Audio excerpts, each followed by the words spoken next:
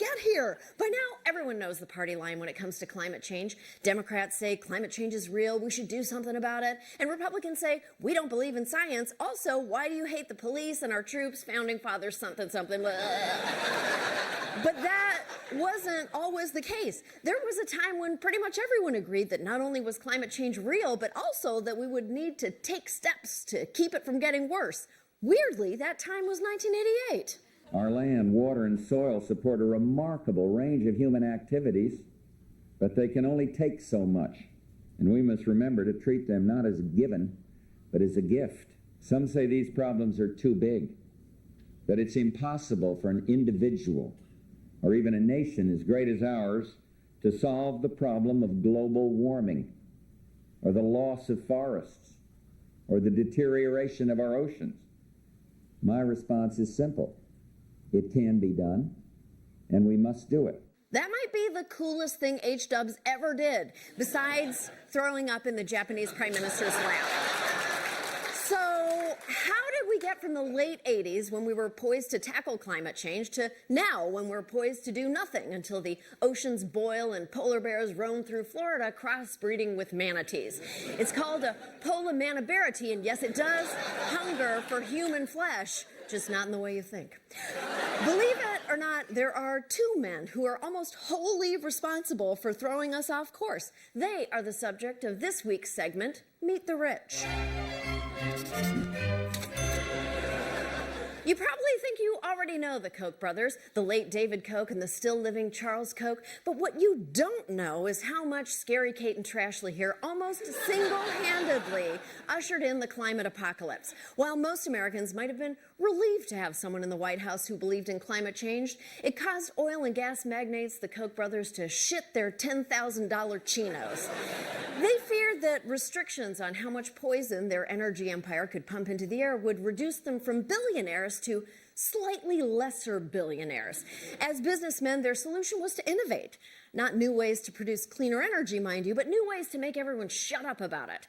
A recent history of the company by Christopher Leonard describes how Koch Industries spent millions to support the idea that there was an alternative view about climate change. Ugh, why did everything in the 90s have to be alternative? They were on a mission to make environmentalism just another short-lived 90s craze, like curtain haircuts or thinking that Major Dad was hot. I mean, that could have just been me. Here's how Leonard described it. They've been building this narrative since 1991. They were some of the first people. There's a Koch-funded think tank here called Cato Institute in Washington. It held one of the first conferences in 1991 talking about how there was doubt around the science of climate change. Yeah, the Kochs helped invent modern global warming denialism. Even I wouldn't pitch that invention, and I've had 7 ideas rejected on Shark Tank. The Kochs spent the next 2 decades investing in any schmuck with a thermometer and a willingness to publicly denounce climate change. The Kochs spent over $100 million directly financing 92 groups that have attacked climate change science. That's basically every climate denial group, even the group that just denies that it's raining men. It is raining rain weather, girls. And yet climate change became more difficult to deny thanks to mounting scientific evidence, the activism of our 43rd elected president, and the searing documentary Biodome. Not to mention the evidence of our own eyes as the planet continued to warm. No matter how many bouquets of pseudoscientists the Kochs mailed to talk radio, they couldn't explain away a puddle where a glacier used to be. In 2009, the House of Representatives passed the first major bill regulating carbon emissions, the Waxman-Markey bill.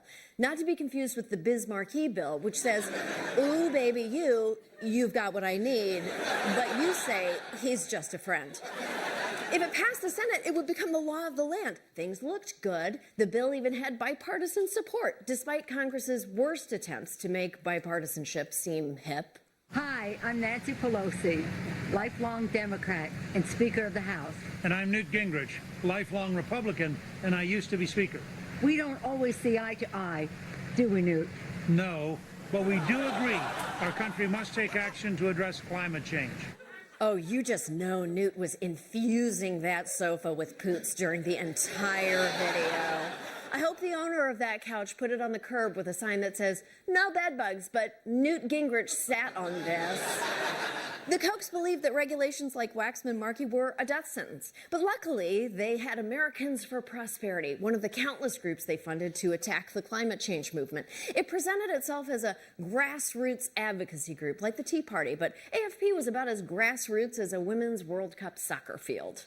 Back in 2010, when the Tea Party arose, which was a real grassroots, from the ground up movement, Koch was very adept at sort of injecting its interest into that movement and talking about cap and trade or regulating greenhouse gas emissions is an assault on liberty. Yeah. It's the Trojan horse of tyranny. Protesters did greet Al Gore just outside the Keller Auditorium last night. The group Americans for Prosperity say solutions for climate change can best be brought about by market forces in a low-tax, less regulated American economy. Oh, yeah, that sounds real grassroots. What do we want? Free market solutions and less regulation of the energy industry. When do we want it? Before the next corporate filings.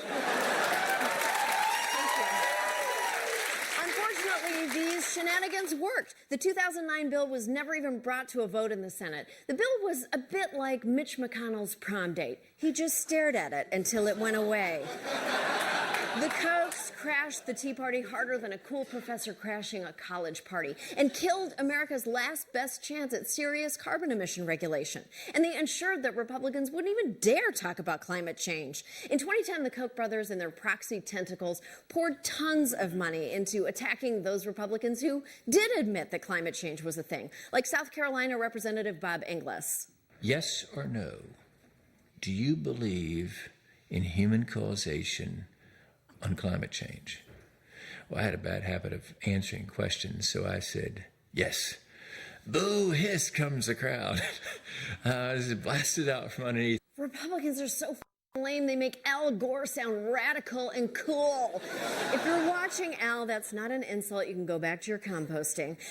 The Kochs threw their support behind a primary challenger named Trey Gowdy, a carbon tax opponent who managed to oust Inglis. You may know this pointy-headed snurge from his obsession with Benghazi or his previous job as a lawn dart. But he also helped kill carbon regulation. Once the Kochs had shown what they could do to politicians who put a toe out of line, it became much harder for Republicans to speak honestly about climate change. Just 2 guys managed to radically damage planet Earth. 2! The only time I want to see 2 guys destroy something is when it's late and I Google, you know what, forget it. That is not what this is about. They helped warp America's view of global warming from a fact so self-evident, even this guy was behind it, to a both-sidesy mess that the right wing talks about like this. I do not believe that human activity is causing these dramatic changes to our climate. The problem with climate change is there's never been a day in the history of the world in which the climate is not changing. Why would you ever do a commercial with Nancy Pelosi? I was really stupid. Not as stupid as you'll feel when that couch is underwater and it's killed all marine life for miles around. We'll be right back.